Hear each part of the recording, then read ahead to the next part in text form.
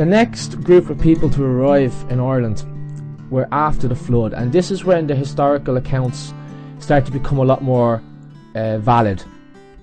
The earliest people after the flood were known as the Partholonians, and I always thought that had a really Greek or Roman sounding name to it, and that's because the Partholonians came from Greece. It was around the time Anno Mundi, which means the year of the world, 2520, and he came here with his wife and several children. It was under Partholon's rule that Ireland would first be divided into several provinces, which he gave to his children. He divided out among his children. But it said that reason why he left Greece is because he had committed a horrible crime. He had committed the crime of parricide, killing your parents. And it talks about how he tried to get away from this curse of parricide, how he tried to get away from his sin, I guess, of what he had done to his parents, and that's why he made his way to Ireland. And the Partholonian people settled around Ben Aider, which is Howth, on the east coast of Dublin there. But according to the legendary and the historical accounts, the curse caught up with him, and his whole people were wiped out by a great plague, and they were buried in a place called Tala, which means the plague grave. So I'm going to go into a little bit more detail about the Partholonians now, and just illustrate what they were like with maybe a couple of stories. And again, like, there was this Fintan character who was sort of keeping the chronology of what was happening here. What's interesting when you come across all of these groups of people is how they always seem to have a connection back to some biblical character and to Noah. Caesar, the previous group of people, she was a granddaughter of Noah. And Partholon, he's a descendant of the biblical character named Magog. And Magog was one of the 7 sons of Japhet, who was a son of Noah. Which is, I haven't really thought too much about this yet, but I just find it really interesting how all these bloodlines seem to trace back to this biblical character of Noah. And it was the year that the Partholonians landed in Ireland was the 60th year of the age of Abraham. So the character known as Abraham, the man known as Abraham, was only 60 years of age when Partholon took Ireland, according to the Lebor Gabhála in section 30. He came over with about 1,000 people, and they, quickly multiplied fourfold. And would you be surprised? They arrived at such a bountiful, fruitful land. It's no surprise that they would multiply so rapidly.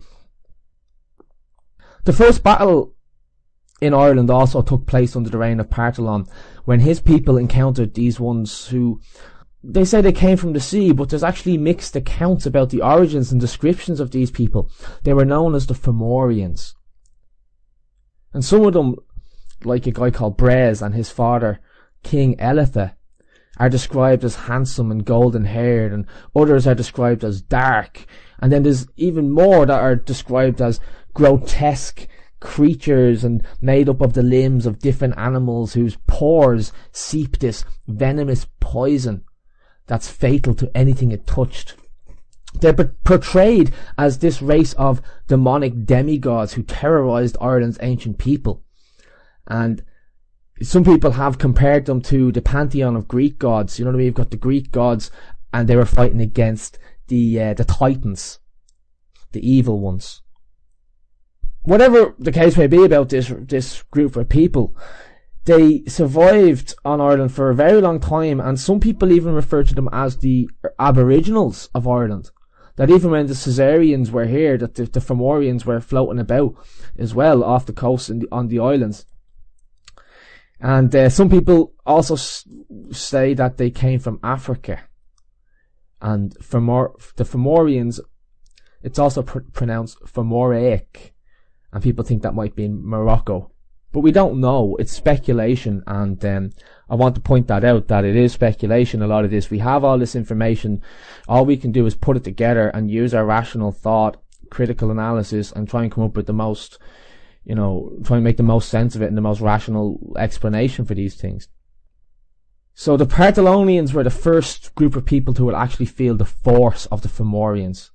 They had long years of pitched battle against them, And finally, Partholon defeated the Fomorian king, who's called Keating, and he was beaten at the Battle of Magatha. And everything seemed to be going well for the Partholonians if it were not for the fact that, having only been on the island for 270 years, they would be struck with this plague I mentioned previously, and they would all be wiped out. And it's just like a flashback to that earlier tragedy which happened to the Caesarians. The entire population would be wiped out. And it was wiped out in just 1 week. That's how deadly this plague was. And just like Fintan before, the Partholonians would be survived by just one man. And like Fintan, he could shapeshift as well. He'd shapeshift into a stag, and he witnessed the coming of Christianity as well. He was like another immortal kind of guy, and he witnessed the arrival of the Firbolgs and the Tuatha Danann, and then finally the sons of Mil, the Milesians. His last animal incarnation is like Fintan's first. He was in the form of a salmon. He was caught and he was served to the wife of Carul, who was the chieftain. So that's the Partholonians. They're an important group of people, but they weren't here for that long, so their history is short.